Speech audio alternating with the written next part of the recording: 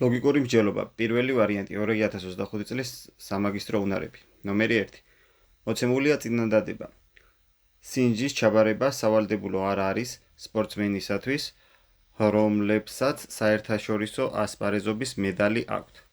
ჩამოთვლითაგან რომელია მოცემული წინადადების ტოლფასი. მოდი ჯერ ამ წინადადების სქემაში ვადგინოთ.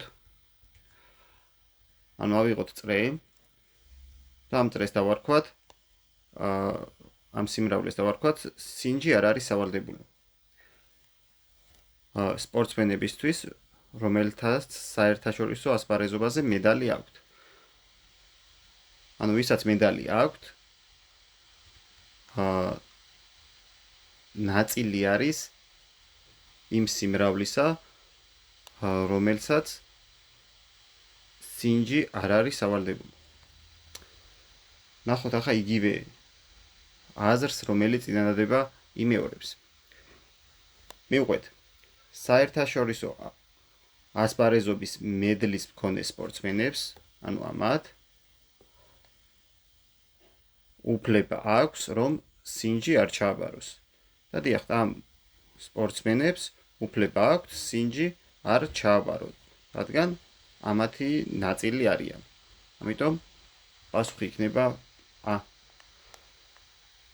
სხვა წინადადებებს არ განვიხილავთ, იმიტომ რომ ცდარი იქნება და სწორ პასუხს რო ვიპოვით, ჯობია პირდაპირ შემოვხაზოთ და სხვა ნომერზე გადავიდეთ დროის დაზოგვის მიზნით.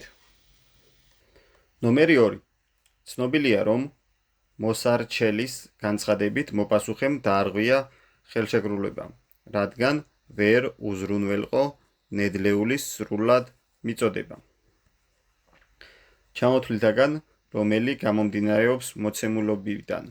თუ ცნობილია, რომ ხელშეკრულების ერთ-ერთი პირობის თანახმად მოპასუხეს შეთანხმებულ ვადებში უნდა უზრუნველყო ნედლეულის სრულად მიწოდება. ანუ რაზეც მოსარჩელე უჩივის, ეგ კონტრაქტში ეწერა. ეს ვიცით აუცილებლად. სწორად უჩივლის თუ არ უჩივლის, მოსარჩელე მოპასუხეს, ეგ არ ვიცით. წავიკითხოთ ახლა წინადადებები და რომელი გამომდინარეობს აქედან შემოვხაზოთ ეგ. პირველი. თუ მოპასუხემ დაარღვია ხელშეკრულების რომელიმე პირობა, მაშინ მოსარჩელის განცხადება სიმართლეა. ამას დაზუსტებით ვერ ვიტყვით, იმიტომ რომ აქ ნახსენები არის რომელიმე პირობა. რომელიმე პირობა თუ დაარღვია, ეს არ ნიშნავს, რომ კონკრეტულად ეს პირობა დაარღვია, რომ სრულად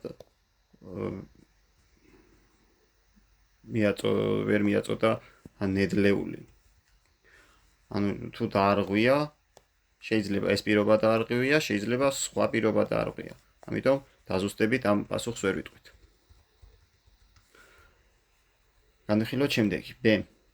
თუ მოპასუხემ ნაწილობრივ უზრუნველყო ნედლეულის მიწოდება, მაშინ მოსარჩელის განცხადება სიმართლეს ვერ შეესაბამება. ნაწილობრივ უზრუნველყო და ჩვენ კონტრაქტში ეწერა, რომ სრულად ვერ უზრუნველყო. ანუ სრულ მიწოდებაზე იყო საუბარი და არა ნაწილობრივ მიწოდებაზე. ამიტომ ეს პასუხიც არასწორია.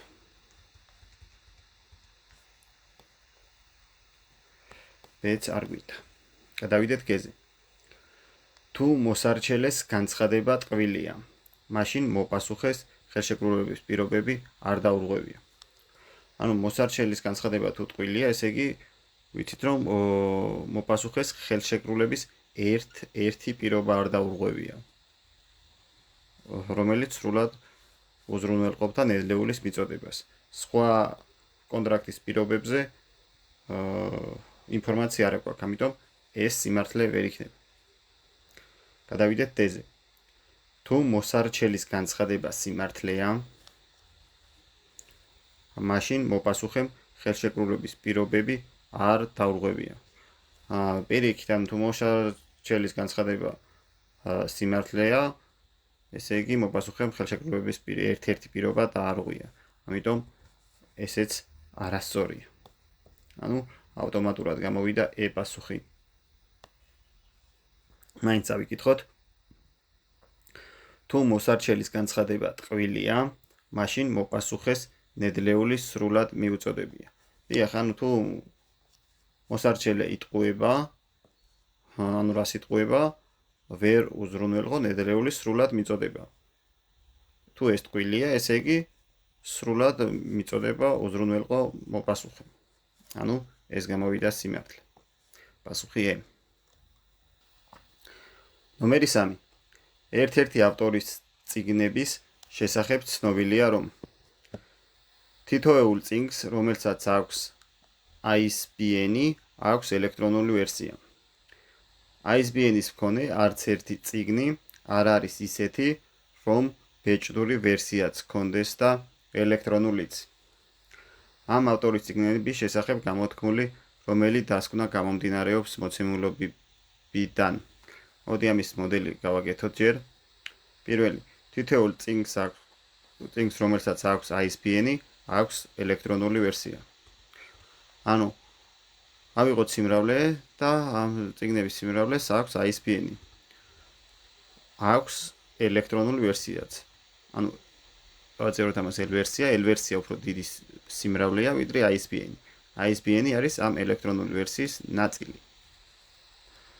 მეორე წინადადება რას გვეუბნება? ISBN-ის მქონე არც ერთ წიგნი არ არის ისეთი, რომ ბეჭდური ვერსიაც ჰქონდეს და ელექტრონულიც.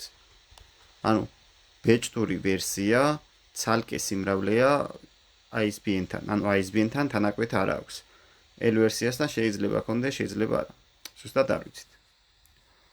მივყვეთ ახლა წინადადებებს. პირველი, თუ წიგნს აქვს ელექტრონული ვერსია, მაშინ მას ISBN-ი აქვს. არ ვიცით, ანუ ყველა წიგნს, რომელსაც ელექტრონული ვერსია აქვს, შეიძლება ISBN-ი არ ჰქონდეს. ისეთი წიგნები არსებობს, რომელსაც ელექტრონული ვერსია აქვს და ISBN-ი არა. ამიტომ პასუხი არ არის ჭეშმარიტი. B. თუ წიგნს აქვს ბეჭდური ვერსია, მაშინ მას არ აქვს ელექტრონული ვერსია. თუ ბეჭდური ვერსია აქვს, L ვერსია აქვს თუ არა, არ ვიცით მაგის შესახებ. ISBN-ი არა აქვს, მაგრამ L ვერსიაზე არაფერი არ ვიცით. ამიტომ B პასუხიც არასწორი. G. თუ წიგნს აქვს ბეჭდური ვერსია, მაშინ მას არ აქვს ISBN-ი. და დიახ, ეს წეხან თქვით და ეს არის ჭეშმარიტი. ანუ ბეჭდურ ვერსიას და ISBN-ს თანაკვეთა არ აქვს. სწორ პასუხს რო ვიპოვით, ჯობია გადავიდეთ შემდეგ ამოცანაზე, რადგან დრო დავზოგოთ. მაგრამ მოდი განვიხილოთ ახლა ეს D და E პასუხებიც. თუ წიგნს აქვს ელექტრონული ვერსია, მაშინ მას ბეჭდური ვერსიაც აქვს. ეს არ გამომდინარეობს, რადგან ISBN-ს არ აქვს ბეჭდური ვერსია და ესეც არასწორია. E. თუ წიგნს აქვს ელექტრონული ვერსია, მაშინ მას არ აქვს ISBN და ესეც არ გამომდინარეობს, იმიტომ რომ ზოგიერთს აქვს, აგერ ნახაზიდანაც ჩანს. ანუ სწორი პასუხია G. ნომერი 4. მოცემულია. ძველი დაზგის ჩანაცვლება ახლით უნდა მოხდეს მხოლოდ იმ შემთხვევაში, თუ კი სარგებლიანობის კრიტერიუმების მიხედვით ახალი დაზგა სჯობს ძველს. ამასთან ახალი დაზგის გადაწყობა საწარმოო დეტალების ცვლილების შემთხვევაში უფრო მარტივია ვიდრე ძველის. თუმცა თანამშრომლების მიერ ახალი დაზგის გამოყენების შესწავლა ბევრად დიდ დროს მოითხოვს ვიდრე ძველის გამოყენების შესწავლა. მოცემულობის მიხედვით ჩამოთვლილდაგან რომელია ძველი დაზგის ახლით შეცვლის არგუმენტი. ანუ ძველი რო შევცვალოთ ახლით, სარგებლიანობა უნდა იყოს ახლის მეტი, რაც უნდა გამოიხატოს წესით ახალი დაზგა სჯობს ძველს, ახალი დაზგის გადაწყობა საწარმოო დეტალების ცვლილების შემთხვევაში. დეტალების ცვლილებას მეტი პრიორიტეტი უნდა ქონდეს ვიდრე შესწავლას. წავიკითხოთ და მივყვეთ. პირველი. თუ ახალი დაზგა უფრო მეტი კრიტერიუმის ჯობს ძველს ვიდრე ძველი ახალს, მაშინ ძველი დაზგა უნდა შეიცვალოს ახლით. ვიცით რომ ახალი დაზგა ბევრი კრიტერიუმით ჯობს ვიდრე ძველს. მაგალითად ახალი დაზგა 5 კრიტერიუმი უკეთესი აქვს, ძველს 3 კრიტერიუმი. მაგრამ ეს არ ვიცით ეს 5 კრიტერიუმი სარგებლიანობას უფრო მეტ სარგებელს მოგვიწევს თუ ეს 3 კრიტერიუმი. პირავითად შეიძლება თითქმის ყველა კრიტერიუმი ჯობდეს ახალი დაზგა, მაგრამ ძველ დაზგას ერთი ისეთი კრიტერიუმი ქონდეს, რომელიც სარგებლიანობით მეტს გააკეთებს ვიდრე ახალი. ამიტომ ეს პასუხი არ არის სწორი. წავიკითხოთ B. დაზგის გადაწყობის სიმარტივე სარგებლიანობის კრიტერიუმით ამ დაზგის უპირატესობის მაჩვენებელია. და დიახ, ეს იქნება სწორი პასუხი, იმიტომ რომ გადაწყობის სიმარტივეო სარგებლიანობის კრიტერიუმის მაჩვენებელია. რაც უფრო მარტივია გადაწყობა, სარგებლიანობის უპირატესობა მით უფრო დიდიაო და ეს B იქნება პასუხი. სწორ პასუხს რო ვიპოვით, ჯობია გადავიდეთ შემდეგ ნომერზე, მაგრამ მოდი განვიხილოთ სხვა პასუხებიც და დავწუნდეთ რომ მართლა B არის სწორი პასუხი. G. დაზგის გადაწყობის სიმარტივე და მისი გამოყენების შესწავლის სისწრაფე თანაბარ მნიშვნელოვანია. თანაბარი მნიშვნელობის კრიტერიუმებია. თუ თანაბარი მნიშვნელობის კრიტერიუმებია, მაშინ რატო შევცვალოთ ახლით. ამიტომ ეს პასუხი არ იქნება. D.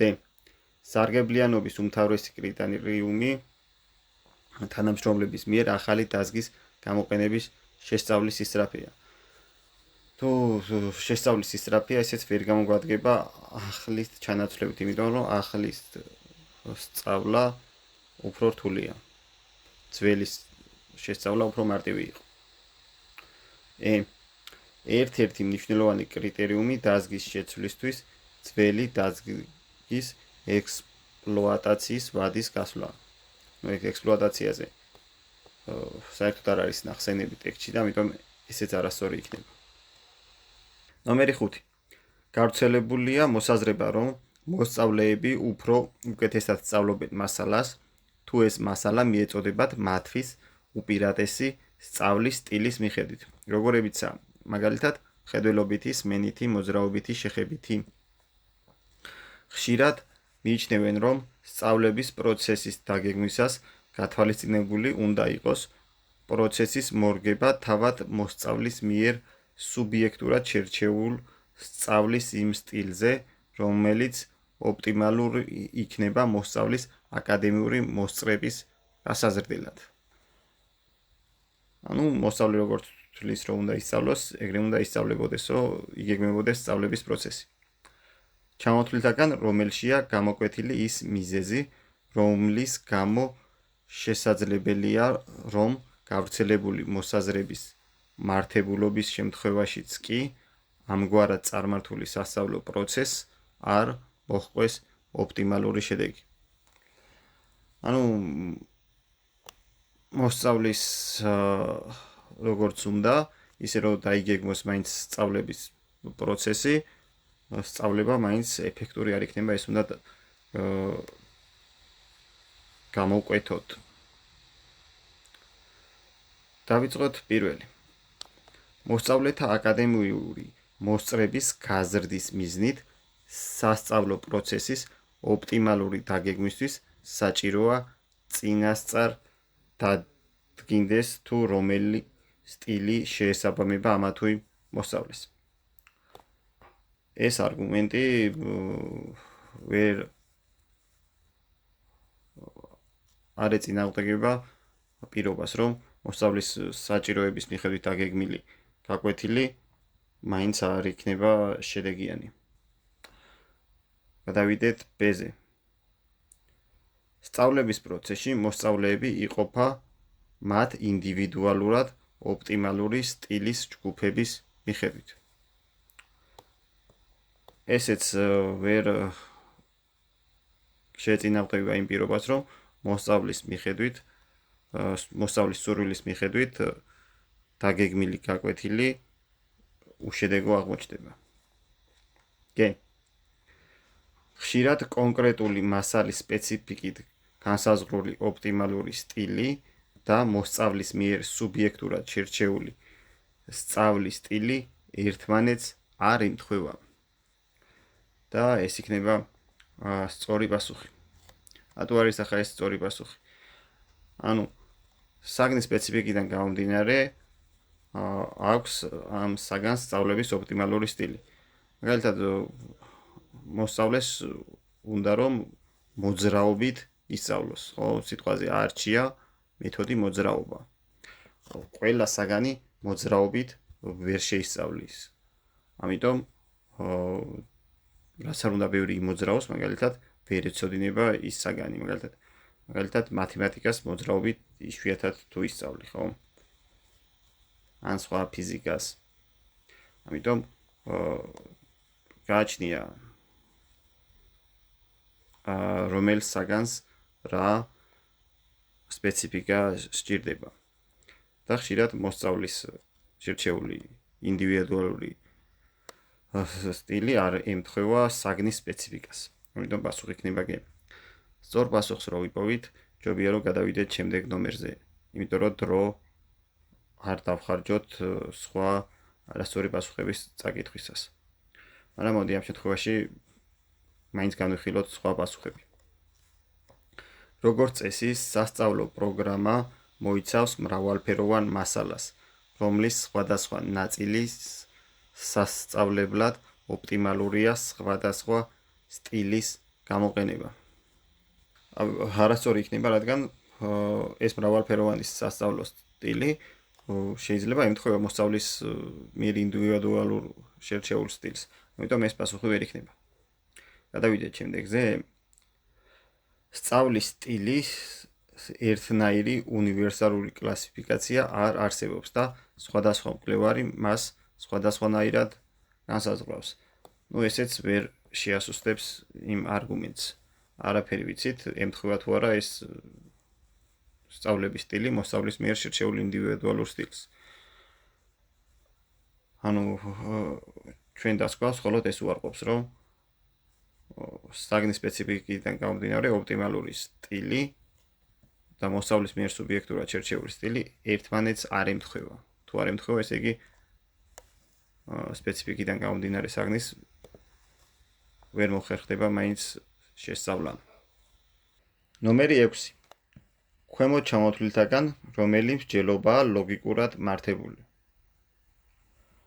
ანუ ლოგიკურად მართებული მსჯელობა ვირო შევამოწმოთ, უნდა ვიმსჯელოთ იმ პირობებით, რა პირობებიც არის მარტო მოცემული და არა ზოგადი ცოდნით, ანუ ჩვენი ზოგადი ცოდნა. ჩვენი ზოგადი ცოდნა უნდა დავივიწყოთ და გამოვიდეთ მხოლოდ მოცემული პირობებიდან.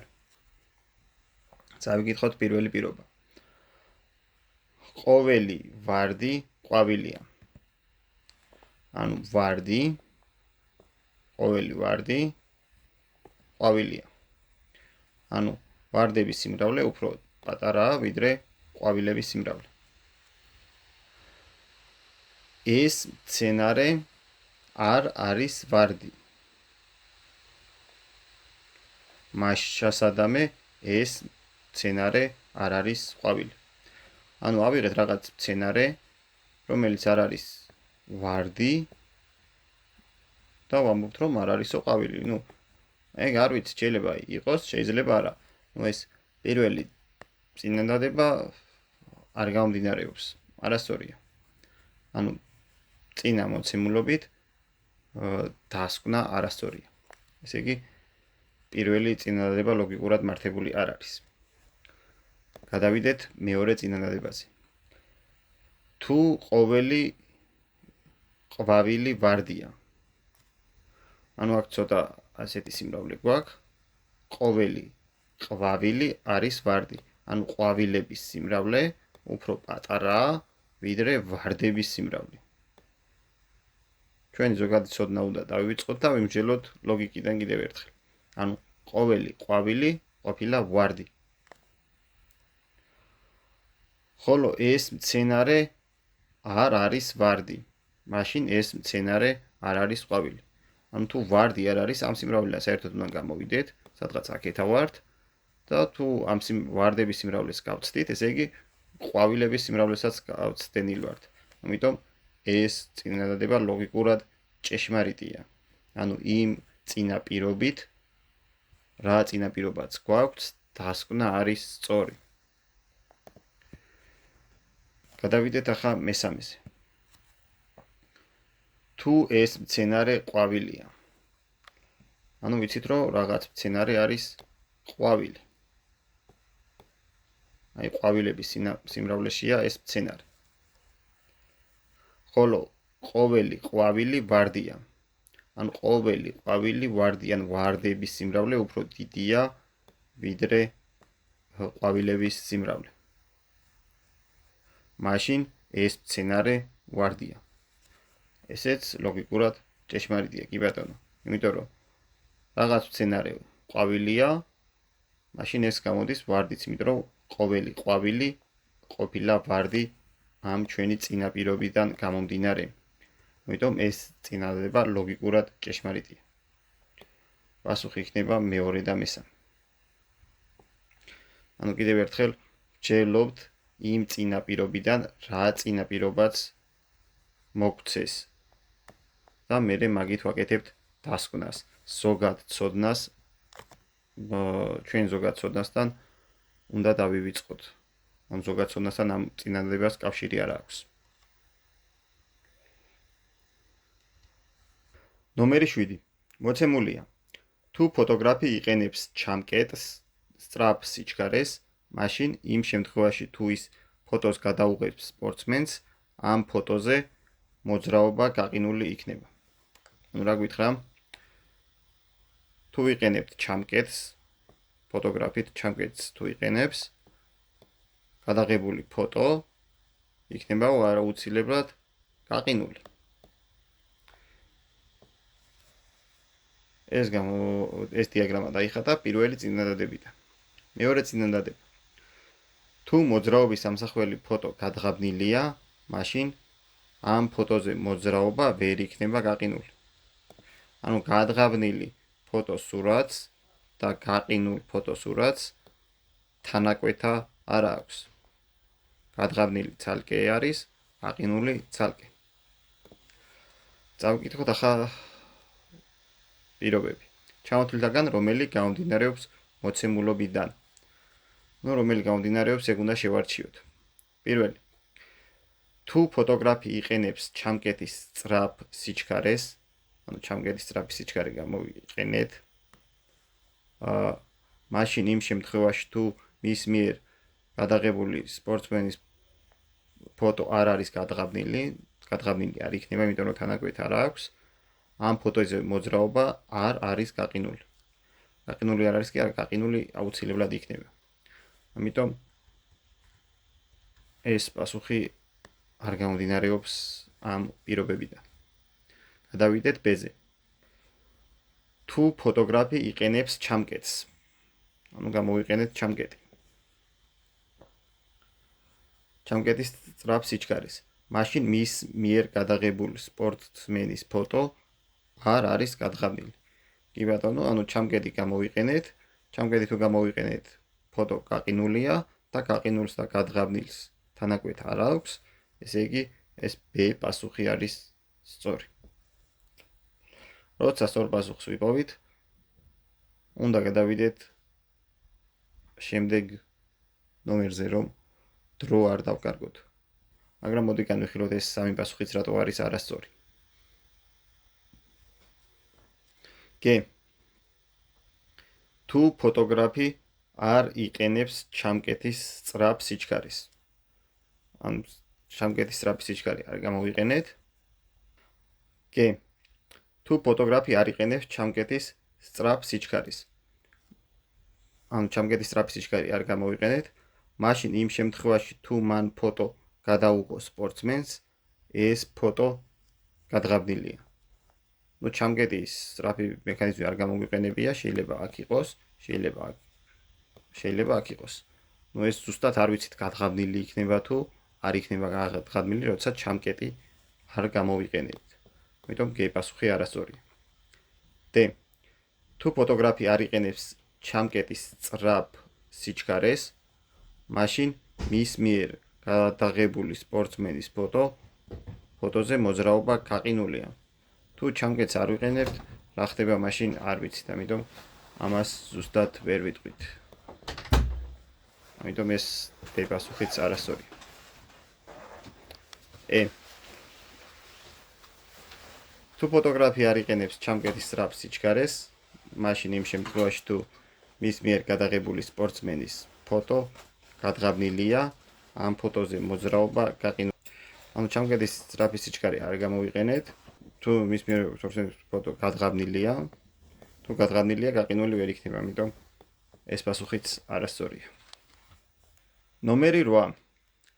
მუზეუმის კედელთან სულ 7 რომაული ღვთაების: აპოლონი, ვენერა, იუპიტერი, კუპიდონი, მერკური, ნეპტუნი, სატურნის ქანდაკება ერთ მწკრივში დგას. და ცნობილია, რომ იუპიტერის მწკრივის ერთ ბოლოშია იუპიტერი. ნეპტუნის მარჯვნიდან მესამეა, სატურნი ვენერას უშუალოდ მარცხნივაა, კუპიდონსა და მერკურს შორის მხოლოდ აპოლონია. რომელი ღვთაებაა ქანდაკება დგას მარცხნიდან მესამე?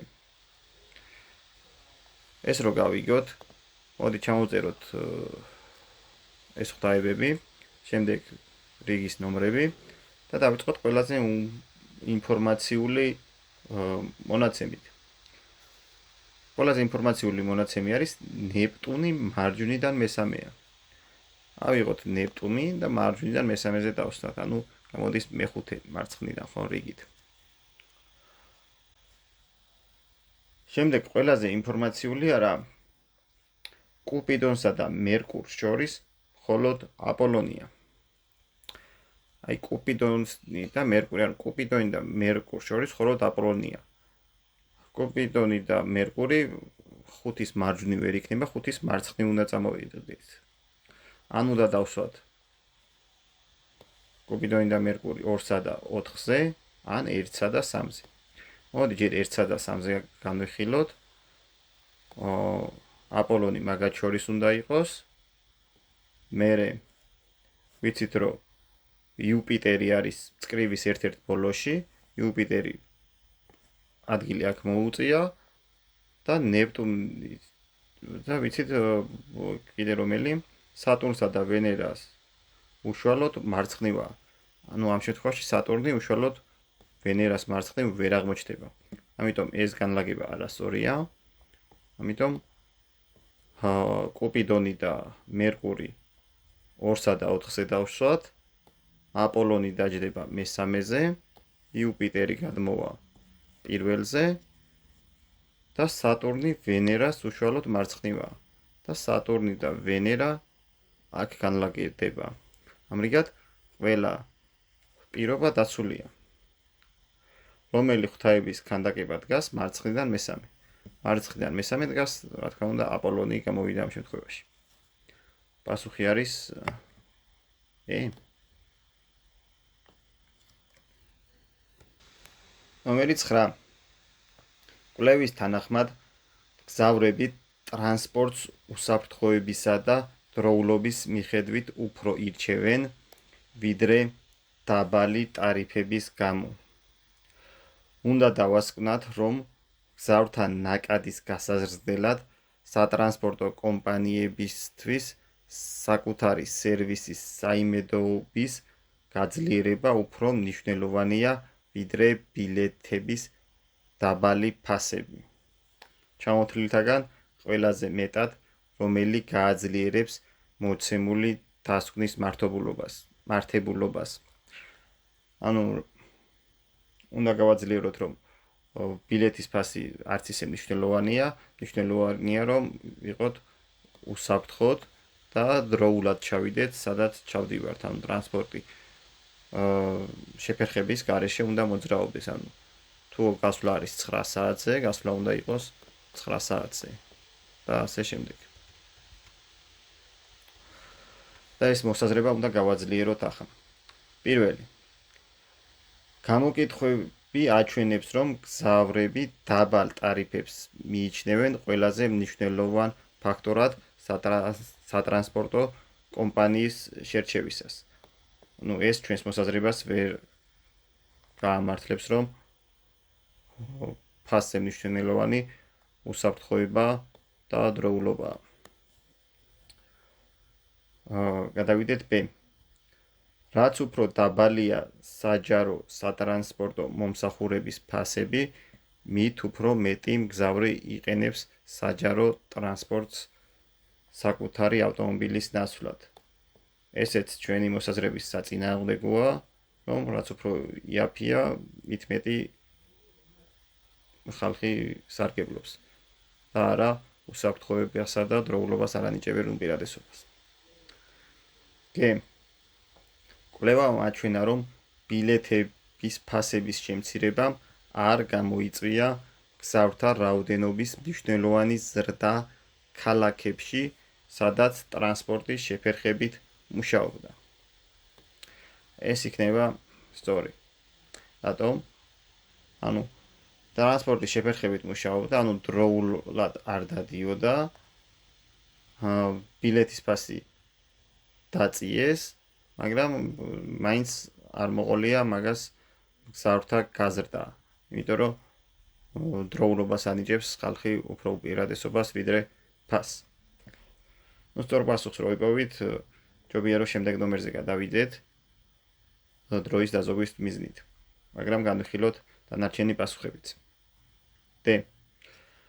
კვლევის თანახმად სატრანსპორტო ქსელის განვითარებისას გზავრები უმთავრეს პრიორიტეტად ასახელებენ მომსახურების ზონების გაფართოებას და არა გზავრობის დროის შემცირებას. ზონების გაფართოებაზე ინფორმაცია საერთოდ არ აქვს და გზავრების დროის შემცირება ჩვენს დროულობასთან ეწინააღმდეგება, ამიტომ D არ იქნება. მსგავს გამოცდილებაზე დაყრდნობით მოსალოდნელია, რომ დაბალი ტარიფის გარეშე მომსახურების საიმედოობის გაუმჯობესება არ იქნება საკმარისი გზავრთა ნაკადის გასაზრდელად. ესეც ჩვენი მოსაზრების საწინააღმდეგო მოსაზრება, იმიტომ რომ მაინც ფასი უნდა დავწიოთ, რომ გზავრთა რაოდენობა გაიზარდოსო და არა მომსახურების საიმედოობა, ანუ უსაფრთხოება გავზარდოთ. ანუ პასუხი გამოდის G.